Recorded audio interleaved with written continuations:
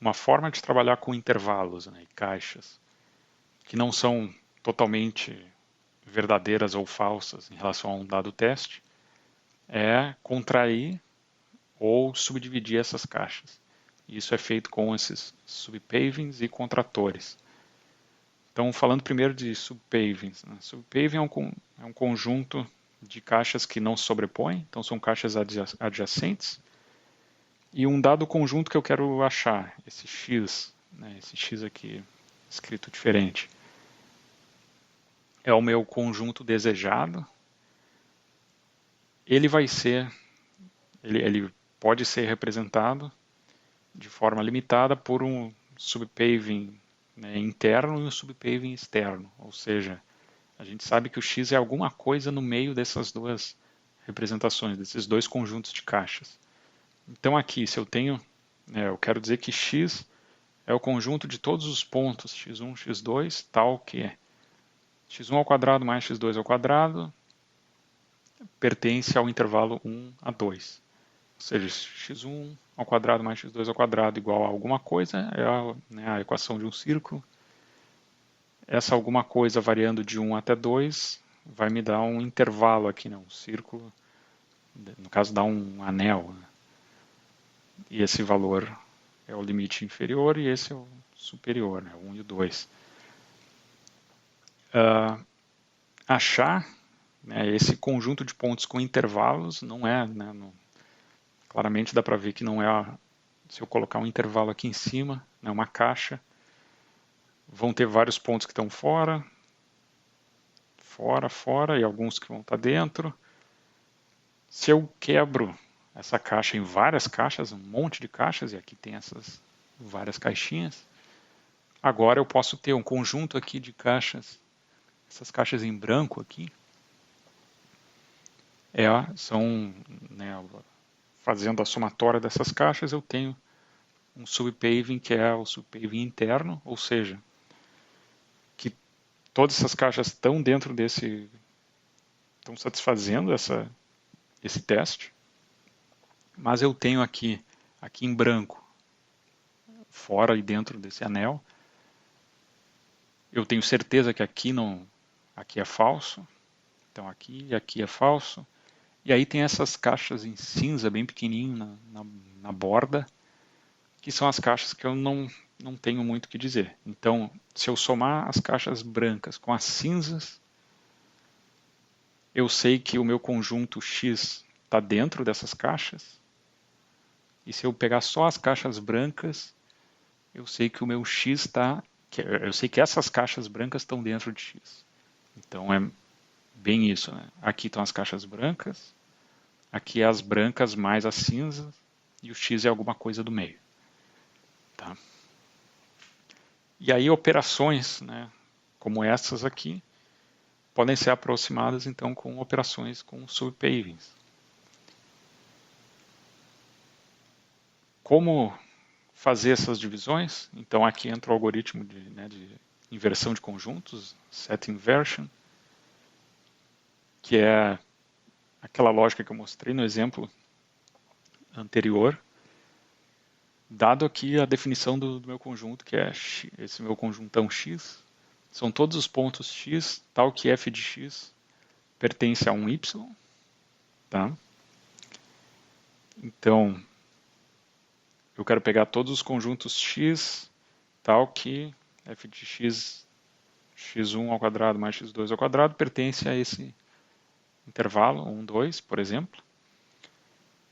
Eu defino funções de inclusão aqui, né, essa f dentro de colchetes. Se eu aplicar essa função de inclusão num dado intervalo x, né, e esse resultado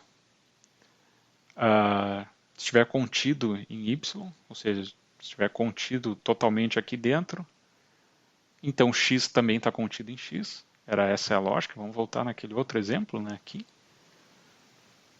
Ou seja, eu fiz um teste, por exemplo, aqui. E eu vi que o intervalo está todo contido dentro da minha condição. Então, ok. E a outra possível, né, possível condição é se a minha função de inclusão, o resultado dela não tem nenhuma intersecção com o meu teste, por exemplo, x1 ao quadrado mais x2 ao quadrado, para um dado intervalo que eu passei, está totalmente fora do intervalo 1 a 2, significa então que o intervalo que eu passei está totalmente fora de x. Tá? E aí naquele exemplo lá era isso aqui, está totalmente fora. O problema é que alguns intervalos que eu vou testar, o teste falha, não cai nem nesse, e aí entra a ideia de fazer bissecções. Ou seja, quebrar o intervalo, né, em duas partes. Então, existe um algoritmo para isso, que é o CIVIA, Set Inverter via Interval Analysis, né, um algoritmo desenvolvido pelo Jolan, que diz mais ou menos aquilo ali que foi feito, né? Recebe um intervalo, ele tem uma fila de intervalos, então esses intervalos são as caixas, ele tem uma fila, pega lá uma caixinha dessa fila, testa a função de inclusão e vê, bom, né, todos os pontos dessa caixa deram o verdadeiro, sim, então ok, então é verdade, a caixa deixo ela como ela está e marco, ó, isso aqui faz parte do conjunto, né, desejado. Todos os pontos deram falso, ou seja, não tem intersecção com o conjunto desejado, então aquele intervalo todo é falso. Aqui ele está fazendo isso, né, desenhando, eu já vou mostrar a imagem, né, onde o verdadeiro está em vermelho, o falso está em azul. Se não, ele vai bisseccionar a caixa, ou seja, cria novas caixas e devolve para a fila. Se em algum momento a caixa fica muito pequena, ou seja, a maior largura da caixa fica menor que um threshold, então ele diz, essa aqui é uma caixinha que não dá para dizer 100% que sim, nem 100% que não. Tem pontos que são verdade, tem pontos que são falsos. Marca como amarelo e aí faz isso enquanto existir caixas que ele pode bisseccionar. Aqui o resultado de x1 ao quadrado mais x2 ao quadrado, pertencendo a 1 e 2. Né? Notem que ele tem caixas grandes, quanto mais longe quanto mais longe eu tiver dos valores, maior a chance de eu ter caixas grandes. Aqui no meio também. Quanto mais perto do limite, eu vou ter várias caixinhas.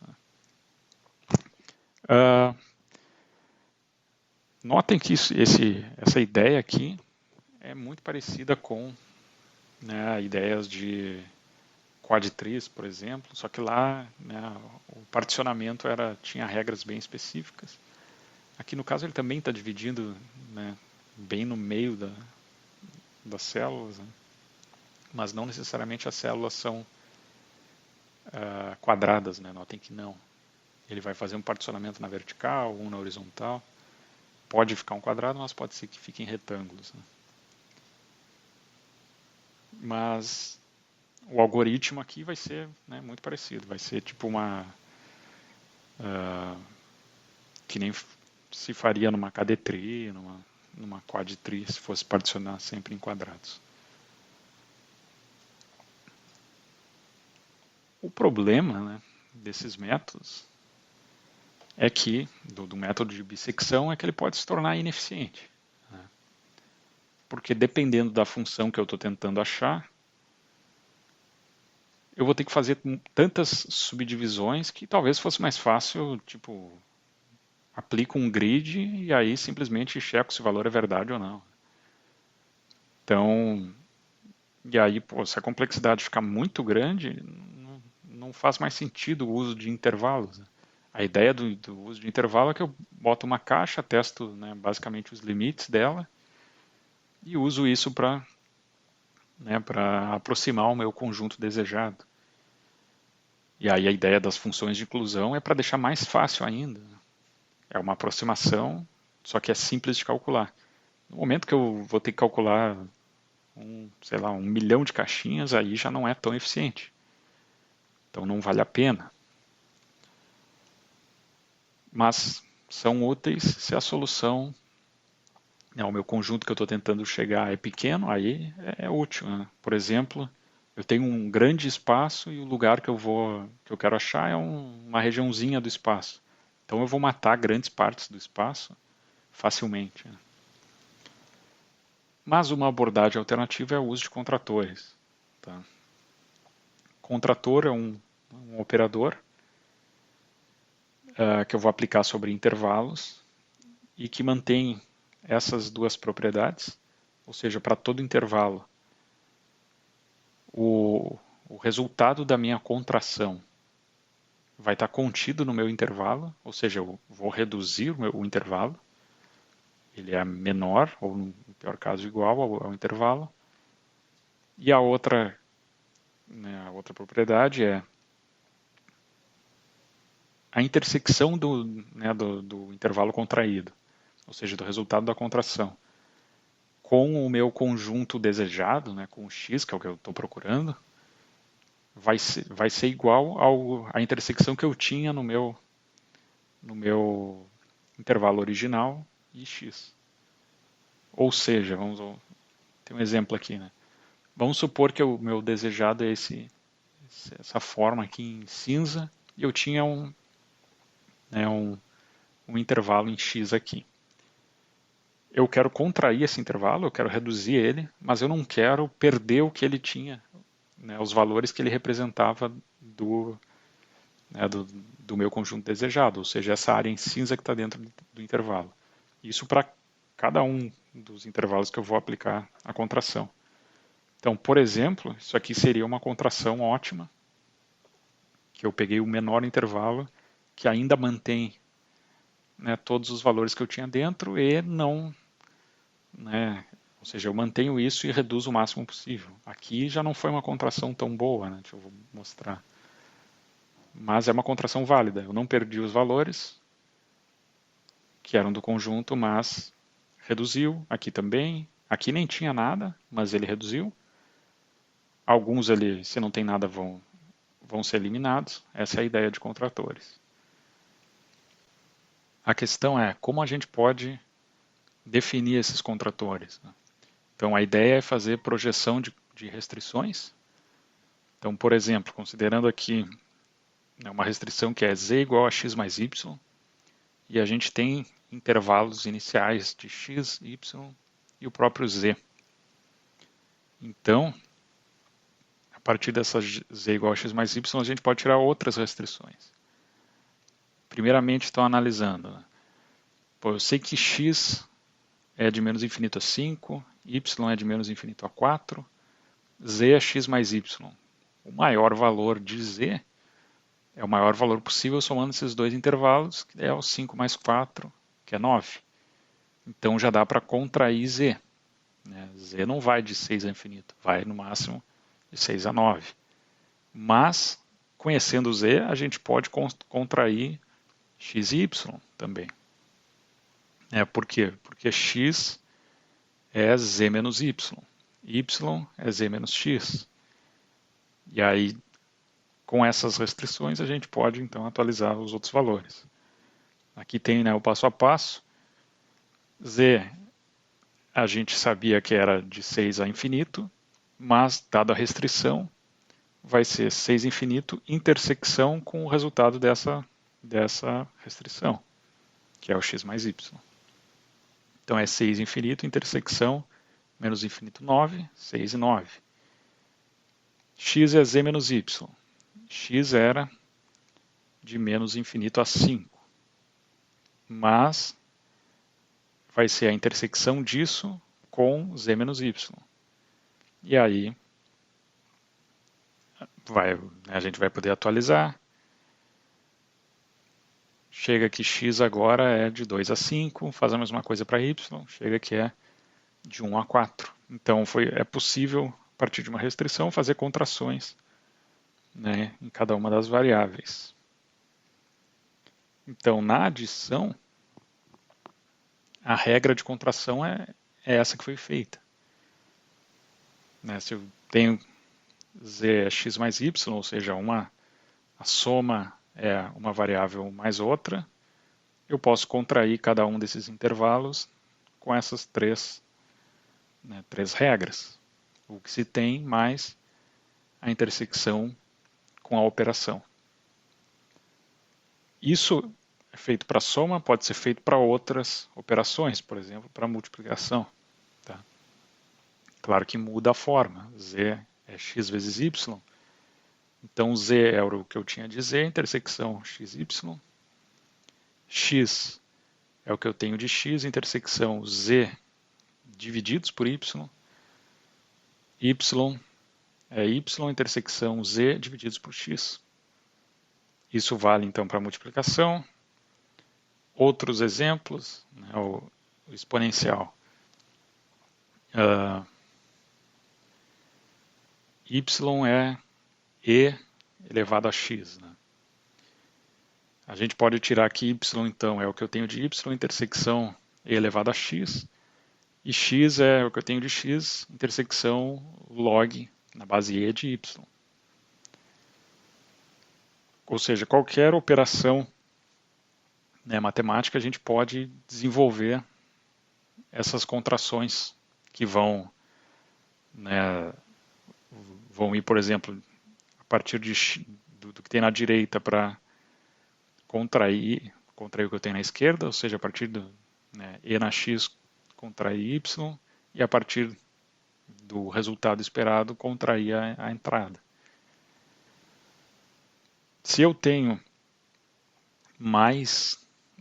eu tenho uma expressão mais complexa, com mais componentes, é possível decompor em restrições primitivas. Então, por exemplo, aqui x mais seno de xy, a gente tem um produto xy, a gente tem um seno desse produto e tem uma soma. Então dá para tirar aqui as restrições de soma, restrição de produto, de seno, parte da entrada que é dada e vai computando os valores. Quando a gente tem várias restrições, como é nesse caso, a gente vai ter um problema de satisfação de restrições, onde se tem lá um conjunto de variáveis, um conjunto de restrições e um conjunto de intervalos. E a ideia é pegar passo a passo, aplicar as restrições, pega o resultado que foi gerado e segue adiante. Então, pega um intervalo, aplica uma restrição. Pego esse resultado, aplico outra restrição. Aí aplico outra. E assim por diante, vou vou contraindo em todas as dimensões, considerando todas as restrições que eu tenho no meu problema. E ele vai indo de C1, C2 até Cm. E depois eu posso ir voltando para aplicar em outras variáveis, outras restrições, que é o caso aqui, até que se chegue numa caixa que não tem mais como contrair. A ideia é essa, se eu tenho um monte de restrições, vou aplicando uma por vez até que eu não consigo mais aplicar nada. E aí, ok, encerro meu processo de contração. Aqui um exemplo, que eu tenho um sistema que eu tenho duas equações, y é x ao quadrado e y, deixa eu voltar, y é raiz de x. Então eu quero pegar, eu estou dando duas equações que limitam o espaço que eu quero achar. E aí eu vou criar contratores para cada uma das equações. Então para a primeira y, eu vou contrair y com x ao quadrado, ou seja, com esse resultado contraio y. E depois com y eu contraio x, ou seja, contraio x com raiz de y. Então primeiro eu vou daqui para cá e depois daqui para cá. Na segunda a mesma coisa. Eu vou contrair y com raiz de x e depois contrair x com y ao quadrado. Aqui o exemplo das duas curvas e a propagação de contrações.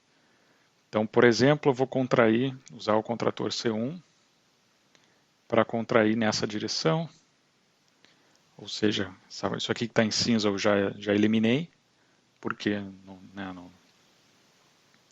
dentro desse espaço ele não satisfaz essa, né, equação. Contraio em C2, ou seja, em relação a essa aqui, contraio em C1, C2, e vai fazendo isso, até que chego num ponto que não tem mais como contrair. Então, nesse exemplo agora, não consigo mais ir em frente, mas vamos supor que eu quero, né, eliminar essa região, eliminar uma região aqui que, né, que não me serve, aí só partindo para outra abordagem, né, partindo para a bissecção, aí ok, agora eu posso quebrar essa região e ir contraindo de um lado, contrair de outro, para, né, ter me adequar, né, à curva que eu quero mapear. Então, em resumo, a ideia é usar contratores sempre que possível, né, porque ele não é tão, ele é muito menos custoso do que, né, fazer a bissecção, mas vai chegar num momento que contratores não vai resolver. Claro que depende do problema, né, depende da característica do que tu está querendo representar, mas aí combinar contratores com bissecções é o caminho indicado.